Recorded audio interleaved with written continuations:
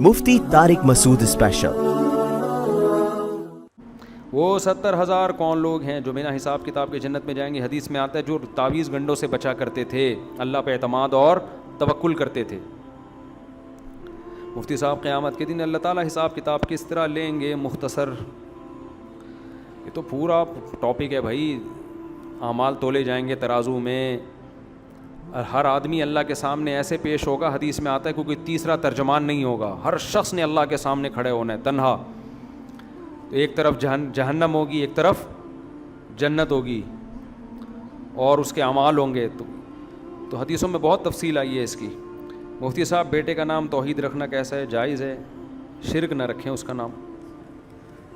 مفتی صاحب میرا نام شان ہے اور میں آپ کے 6 سال سے بیانات سن رہا ہوں، آپ کے بیانات نے میری زندگی بدل دی ہے، مجھے آپ سے محبت ہے، عقیدت ہے، میں آپ سے نکاح بھی پڑھوانا چاہتا ہوں اور عقیدت میں آپ کو کچھ گفٹ بھی دینا چاہتا ہوں۔ آپ کو کیا پسند ہے؟ گفٹ میں مجھے کیا پسند ہے؟ خوشبو اور مٹھائی کے علاوہ سب کچھ پسند ہے۔ خوشبو، مٹھائی، کپڑے، کیونکہ خوشبو بھی انسان اپنی مرضی سے لیتا ہے۔ مٹھائی ہم کھاتے نہیں ہیں، مٹھائی کھاتے تو آج ہم لڈو بنے ہوئے بیٹھے ہوئے ہوتے ہیں یہاں پہ آپ کے سامنے۔ ہماری یہ توند ہوتی، تشریفیں دائیں بائیں جا رہی ہوتی ہیں، سنبھالنا مشکل ہوتا ان کو، مختلف جگہوں سے نکلے ہوئے ہوتے ہیں ہم، تو اس لیے ہم مٹھائی کھاتے ہی نہیں ہیں، کھانا کھاتے ہیں ٹائم پہ۔ تو مٹھائی لوگ لے آتے ہیں، اب لوگ کہتے ہیں چلو گھر والوں کو کھلا دو، بچوں کو بھی جب اتنے میٹھے لڈو مٹو کھلاؤ گے بچے بھی بیمار ہوں گے بھائی، سمجھ رہے ہیں؟ چاکلیٹیں، مٹھائیاں یہ لوگ گفٹ میں لا رہے ہوتے ہیں، تو پھر اب میں نے یہ کیا، میں گھر بھی نہیں لے کے جاتا، بچوں کو چاکلیٹوں کی عادت ان کے لیے بھی خراب ہے، تو وہ فوراً میں کسی اور کو گفٹ کر دیتا ہوں۔ تو مٹھائی گفٹ نہ کریں، چاکلیٹیں، بیکری کے آئٹم، کیک میک بالکل نہیں کھاتا میں۔ کچھ دن پہلے میں کہیں گیا، انہوں نے مجھے کیک کاٹ کے ایک چمچ کھلایا ہے، میں نے ان کی خوشی میں کھا لیا، لیکن مجھے ایسے لگ رہا تھا کہ جیسے میں بم کھا رہا ہوں، بارود کھا رہا ہوں، کہ میں یہ چیزیں کھاتا ہی نہیں ہوں۔ پتہ نہیں لوگ ہضم کیسے کرتے ہیں، ان کو منہ میں چپڑ چپڑ کر کے، وہ دانت کا بھی بیڑا غرق ہوتا ہی نہیں ہوتا ان سے۔ تو آپ صحیح ہم ایک غلط چیز کھاتے ہیں جس کا نام ہے پراٹھا، اس کے علاوہ کوئی بدپریزی نہیں کرتا، وہ بھی اتنی بری نہیں ہے جتنی بدنام ہوئی بھی ہے، صبح کے وقت چلتا ہے، اس کے علاوہ ہم کوئی آڑی ترچی چیز نہیں کھاتے، تمیز سے جو کھانے کی چیزیں وہ کھاتے ہیں ہم۔ تو مٹھائی ہدیہ نہ دیا کریں، اور یہ عام علماء کے لیے بھی میں کہہ رہا ہوں، باقی سب مولوی ان چیزوں سے بیزار ہیں۔ جو کوئی بھی ہدیہ کسی کو گفٹ دیتا ہے نا، تو وہ یہ خوشبو لا رہا ہوتا ہے۔ حضرت مولانا طارق مل صاحب نے تو بتایا، میرے پاس خوشبو کے بوروں کے بورے جمع ہو گئے ہیں۔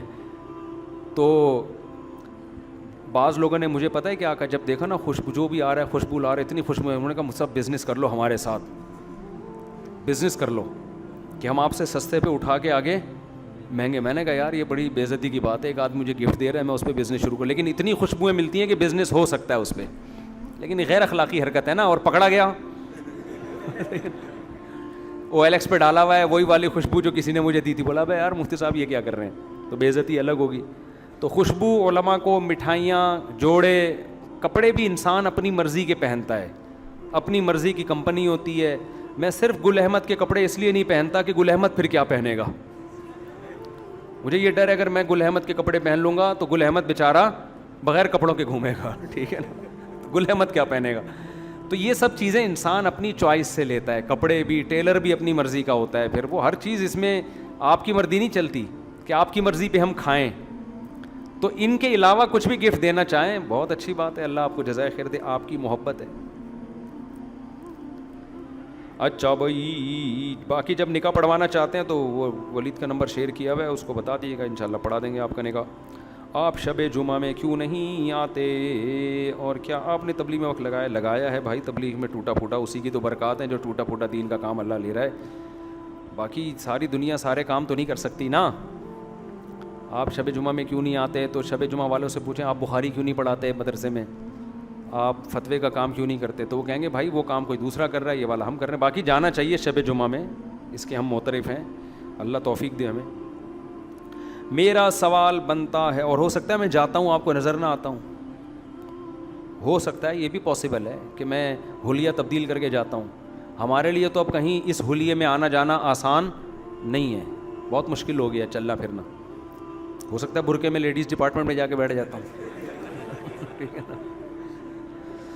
اچھا بھائی میرا سوال، جب رب کریم نے سب انسانوں کو پیدا کیا تو پھر سزا اور جزا کا جو معاملہ ہے وہ کیوں ہے؟ مطلب یہ کہ کوئی گھر کافر میں تو اتنا تو اللہ نے کیوں کافر پیدا کیا؟ اگر کوئی مسلمان ہیں تو اللہ نے کیوں مسلمان پیدا کیا جب کہ سب انسان اس کے بندے ہیں؟ یہ سلسلہ کہاں سے شروع ہوا؟ کیا شیطان کے سجدہ نہ کرنے پر؟ کیونکہ شیطان تو فرشتوں کا سردار تھا. یہ بات واضح طور پر سمجھائیں، کیونکہ جو لوگ بہت اشتعال کرتے ہیں تو اچھی طرح کھوپڑی شریف میں آ جائے.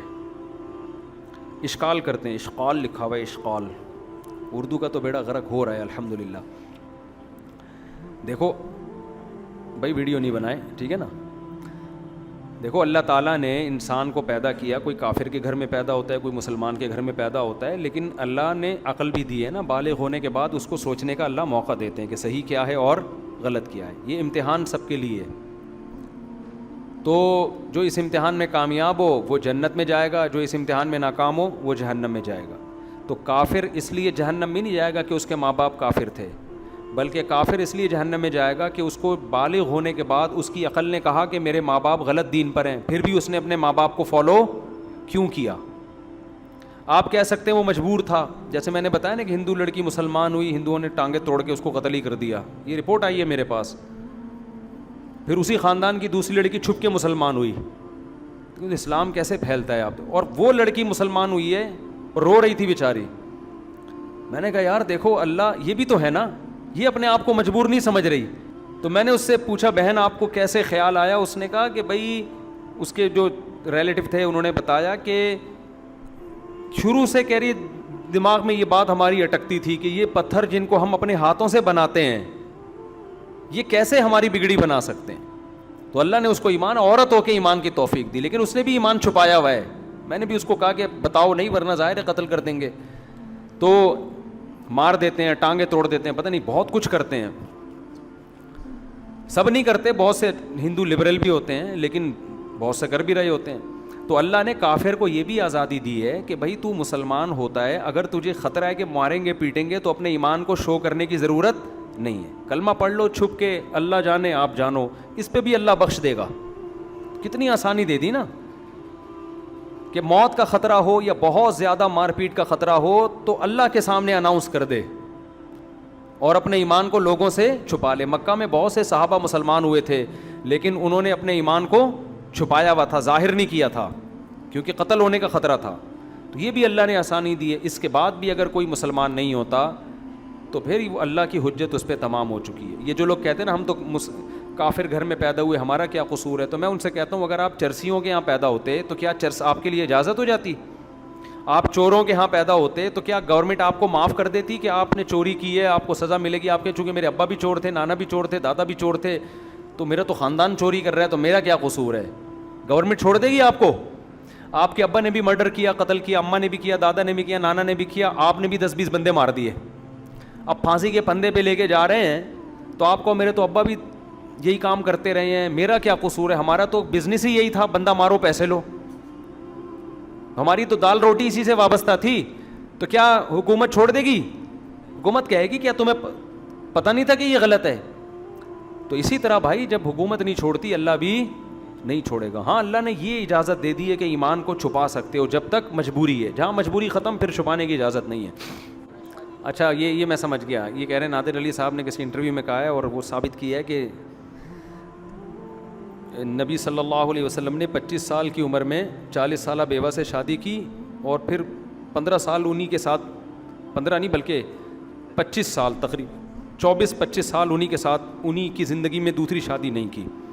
پھر بعد میں آپ نے شادیاں کی ہیں. تو ایک شادی اور ایک بیوی پر اکتفا کرنا بھی سنت عمل ہے. ان کا مطلب یہ ہے یہ زیادہ شادیاں جائز ہے، سنت نہیں ہے، اور اصل سنت ہے ایک بیوی. جیسے نبی نے 25 سال 24 سال تو ایک ہی زوجہ کے ساتھ گزار دیے نا.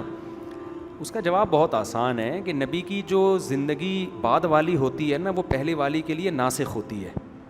یہ ایسے ہی ہے جیسے کوئی کہے نبی صلی اللہ علیہ وسلم مکہ میں 13 سال رہے، آپ نے وہاں تو حج کیا نہیں، اور مدینہ میں جانے کے بعد حج کیا، تو حج کرنا بھی سنت ہے اور نہ کرنا بھی بولو سنت ہے. نبی نے 13 سال میں جہاد کیا نہیں، ہجرت کے بعد جہاد کیا، تو جیسے جہاد کرنا سنت تو نہ کرنا بھی سنت ہے. تو یہ فضول قسم کی دلیل ہوگی کہ نہیں ہوگی؟ بھائی 25 سال میں نبوت تھوڑی ملی تھی آپ کو, وہ عمل ہمارے لیے حجت نہیں ہے. جب آپ کو نبوت ملی, قرآن کیا کہتا ہے, وَوَجَدَكَ ضَالًّا فَهَدَىٰ, اے نبی ہم نے آپ کو شریعت سے بے خبر پایا اور باخبر کر دیا. تو یہ جو باخبر کیا ہے تدریجن کیا ہے, آہستہ آہستہ, اسٹیپ بائی اسٹیپ کیا ہے. ہمارے نبی کے علم میں اللہ نے اسٹیپ بائی اسٹیپ اضافہ کیا ہے. تبھی ہم کہتے ہیں نبی کا آخری عمل پہلے والے عمل کے لیے ناسخ, کیونکہ آپ کے علم میں روز بروز اضافہ ہوا. تو نبی صلی اللہ علیہ وسلم جب 25 سال کے تھے اس وقت آپ کو شریعت کا علم نہیں دیا گیا جو تفصیلی علم ہے, اس لیے آپ نے ایک پر اکتفا کیا. جب آپ کے علم میں اضافہ ہوا وَوَجَدَكَ ضَالًّا فَهَدَىٰ سے, تو آپ کی عمر بڑھ گئی, نکاح کی رغبت کم ہوئی, مگر اس کے باوجود آپ نے کثرت سے نکاح کر کے یہ بتایا کہ پہلے جو میرا عمل تھا وہ میری ذاتی سوچ تھی, ذاتی, کہ مجھے دنیا میں رغبت نہیں ہے, لہذا اپنی سے بڑی عمر کی عورت اور وہ بھی ایک, کیونکہ آپ مجھے دنیا سے رغبت نہیں ہے. اب جو میں کر رہا ہوں وہ شریعت سمجھ کے کر رہا ہوں. دنیا سے رغبت نہ ہونے کے باوجود میں ایک ٹائم پہ 9 بیویاں رکھ رہا ہوں, یہ بتانے کے لیے کہ شریعت یہ ہے. وہ جو میرا عمل تھا وہ شریعت نہیں تھا. اور اس میں حکمت بھی ہے, نبی اگر پہلے سے زیادہ شادیاں کر لیتے نا تو لوگ کہتے ہیں نبی نے عرب کے کلچر کا خیال کیا, عرب میں زیادہ کا رواج تھا تو یہ کلچر کا حصہ ہے. تو کلچر کے اگینسٹ کام کروایا گیا ہے. کلچر یہ کہ جوانی میں زیادہ کرو, عمر جب زیادہ ہو جائے تو پھر زیادہ نہ کرو. نبی کلچر کے اگینسٹ چلے, جوانی میں کم کی, جب عمر زیادہ ہو گئی تو زیادہ کی. یہ بتانے کے لیے کہ میں جو زیادہ شادیاں کر رہا ہوں اس میں عربوں کے کلچر کا کوئی دخل نہیں ہے, خالصتاً اسلام کا حکم سمجھ کے. یہی وجہ ہے کہ جن صحابی نے اسلام میں زیادہ ٹائم گزارا ہے ان کی شادیوں کی تعداد زیادہ ہے. دیکھو حضرت ابو بکر جب مسلمان ہوئے تو ان کی عمر زیادہ تھی, ان کو اسلام میں ٹائم گزارنے کا ٹائم کم ملا ہے, ان کی شادیاں 3 ہیں, کیونکہ اسلام بڑی عمر میں لائے نا, لائے تو پہلے تھے مگر عمر میچور تھے وہ, تو ان کی 3 ہیں. حضرت عمر رضی اللہ تعالیٰ عنہ ان سے عمر میں کم تھے, ان کی شادیوں کی تعداد 7 ہے. یعنی اسلام لانے کے بعد ان کی زندگی اسلام میں زیادہ گزری ہے نا, تو شادیاں بھی ان کی کیا ہیں, زیادہ ہیں. حضرت عثمان چونکہ نبی کے داماد تھے تو نبی کی زندگی میں دوسری نہیں کی, ان کے انتقال کے بعد, زوجہ کے انتقال کے بعد حضرت عثمان نے 4 شادیاں. جب آپ کی شہادت ہوئی ہے تو 4 بیویاں تھیں آپ کی, اتنی ٹینشن میں کہ چاروں طرف باغیوں کا گھیراؤ ہے, بیویاں کتنی رکھی ہوئی ہیں, 4 رکھی ہوئی ہیں. ورنہ اگر حضرت عثمان نبی کے داماد نہ ہوتے تو پھر یہ حضرت عمر سے آگے تعداد ہوتی. اور حضرت علی رضی اللہ تعالی عنہ کیونکہ بچپن میں اسلام لے آئے تھے, ان کی شادیوں کی تعداد خلفائے راشدین میں سب سے زیادہ ہے.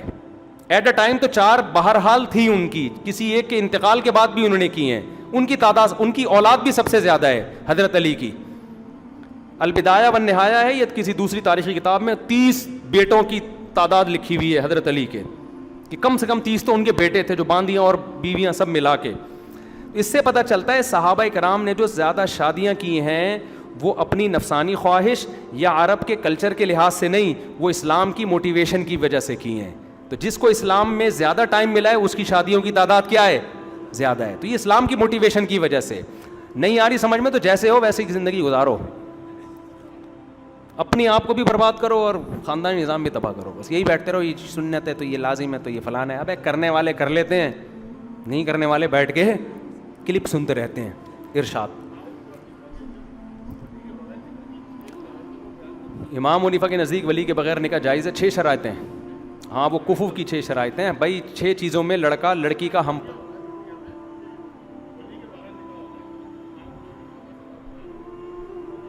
جی فقہ حنفی میں ہو جاتا ہے ولی کے بغیر نکاح. وہ فتویٰ اسی پر ہے کہ 6 شرطیں. اصل میں امام حنیفہ کے نزدیک 6 شرطیں نہیں ہیں. امام ابو حنیفہ کے نزدیک تو ولی کے بغیر بہرحال نکاح ہو جاتا ہے, لیکن فقہ حنفی میں 6 شرطیں لگائی ہیں, کیونکہ احناف نے ان حدیثوں کو بھی لیا ہے جس میں آتا ہے کہ ولی کے بغیر نکاح نہیں ہوتا. ان حدیثوں کو بھی ویلیو دی ہے. تو ان حدیثوں کی یہی جواب ہے, کیونکہ ایک بعض روایتوں سے پتہ چلتا ہے کہ ولی کے بغیر نکاح ہو جاتا ہے, بعض سے پتہ چلتا ہے کہ ولی کے بغیر نکاح نہیں ہوتا. تو دونوں حدیثوں میں تطبیق اس طرح دی ہے کہ کفوف میں ہو جائے گا اور غیر کفوف میں نہیں ہوگا. تو فتویٰ اسی پر ہے فقہ حنفی میں کہ 6 چیزوں میں لڑکا لڑکی کا ہم پلہ ہو تو بغیر ولی کے بھی نکاح ہو جائے گا, اور اگر ہم پلہ نہیں ہے تو پھر ولی کے بغیر نکاح نہیں ہوتا. وہ 6 چیزیں ہیں, حسب ہے, اس کا نسب ہے, اس کی مالداری ہے, اس کی دینداری ہے, اس کا پیشہ ہے. یہ تو موٹی موٹی چیزیں ہیں نا. اور اسلام ہے, اسلام کا مطلب یہ کہ جو نیا نیا مسلمان ہوا ہے اور جس کے باپ دادا پہلے سے مسلمان چلے آ رہے ہیں, تو ان دونوں میں فرق, کیونکہ نیا نیا مسلمان ہوا اس بات کا امکان ہے کہ ابھی اسلام اس میں راسخ نہ ہوا ہو, اس بات کا خطرہ موجود ہے. تو اس میں ولی کی پرمیشن ضروری ہے عورت کو. یہ نہیں کہ اس نئے نو مسلم سے نکاح حرام ہے, بلکہ باپ کی اجازت لینا وہ اس لیے ضروری ہے, وہ چیک کرے گا کہ بھائی یہ اسلام اس میں صحیح معنوں میں داخل ہوا بھی ہے کہ نہیں ہوا, اسلام میں پکا ہوا بھی ہے کہ نہیں ہوا. تو باپ کی پرمیشن اس میں کیا ہے, ضروری ہے. تو یہ موٹی موٹی چیزیں, لیکن اس کے علاوہ بھی کچھ چیزیں ہیں. اصل ہے کہ ہم پلہ ہو. اس لیے علماء نے لکھا ہے کہ بہت ذہین عورت کا کفو ایک مکھنچو نہیں ہے. ایک آدمی مکھنچو ہے, جب بات کرتا ہے آدمی کہتا ہے تو چپ رہتا ہے زیادہ اچھا تھا, تو وہ ایک ذہین عورت کا کفو نہیں ہے. ایک بہت ایجوکیٹڈ خاندانی لڑکی ہے اور ایک 8ویں سے بھاگا ہوا ہے. 8ویں سے کیا ہے, بھاگا ہوا ہے. کبھی نالے کے نیچے بیٹھا ہوا ہے, کبھی پائپ کے نیچے گھسا ہوا ہے. میں پائپ کے منہ میں ہوں, میرے منہ میں پائپ ہے. ایک ہیروئن چی گانا گا رہا تھا, منہ میں پائپ رکھ کے, اس میں ہیروئن تھی اور خود برساتی نالے میں بیٹھا ہوا تھا. کہہ رہا یار کیا خدا کی قدرت ہے, میں بھی پائپ کے منہ میں اور میرے منہ میں بھی پائپ ہے. تو یہ کیا کسی ڈاکٹر لڑکی کا کفو ہو سکتا ہے؟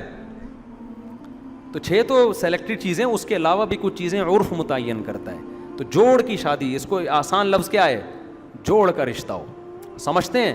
اچھا کمال کی بات ہے کہ شریعت نے ایج ڈفرینس کو جوڑ میں شامل نہیں کیا. اسلام کہتا ہے جوڑ کا رشتہ ہو, بے شک عمر اس کی زیادہ ہو, یہ اس نو عمر سے اچھا ہے جو جوڑ کا نہیں ہے. اور ہمارے یہاں ایج ڈفرینس کو زیادہ دیکھا جا رہا ہوتا ہے. مکھنچو سے کر دیں گے 18 سال کا ہو, صحیح ہے نا, مکھنچو ہو لیکن کوئی ایجوکیٹڈ ہو, عمر تھوڑی زیادہ ہو, اس سے نہیں کر رہے. تو شریعت نے ایج سے زیادہ فوکس کس کو کیا ہے, اس کی ایبلٹی, اس کی قابلیت کو زیادہ فوکس کیا ہے.